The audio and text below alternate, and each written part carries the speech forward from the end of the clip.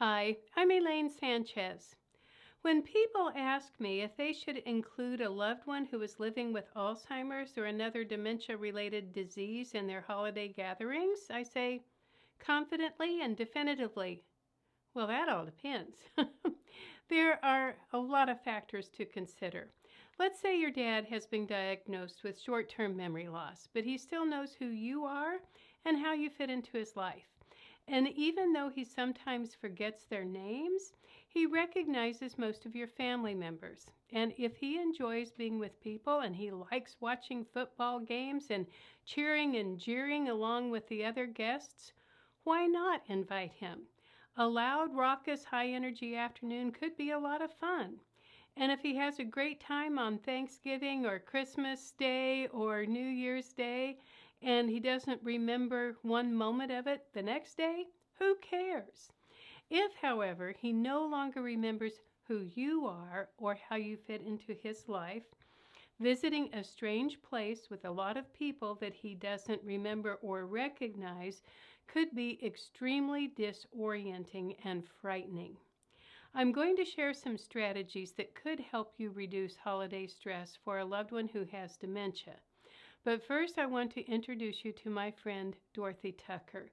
Dorothy worked in nursing homes and in memory care communities for more than 30 years. And during that time, she kept a journal, and she has given me permission to share some of her entries. I'd like to share one of my favorites with you now. She wrote, "One thing I have found particularly fascinating and rewarding has been learning how to communicate effectively with the residents. Every day when I come to work, I believe with all my heart and mind that I am a nurse who works in a nursing home.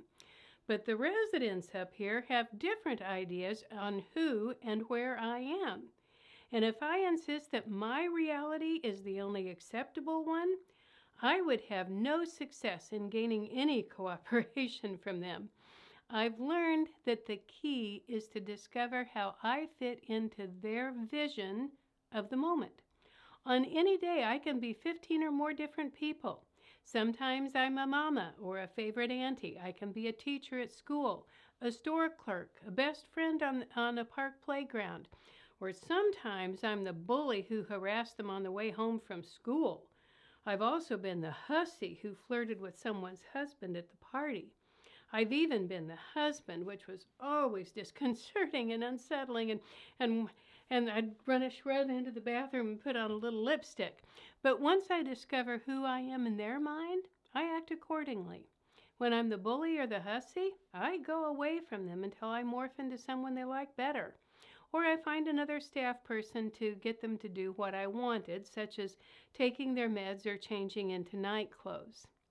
Now, the fun part for me is that I have learned to really become that person in that place. I feel like their mama, auntie, friend, or store clerk. I can actually see the kitchen table with its checkered tablecloth and the shelves in the store. I can hear the creaking of the swings on the playground. And in those moments, their reality becomes my reality.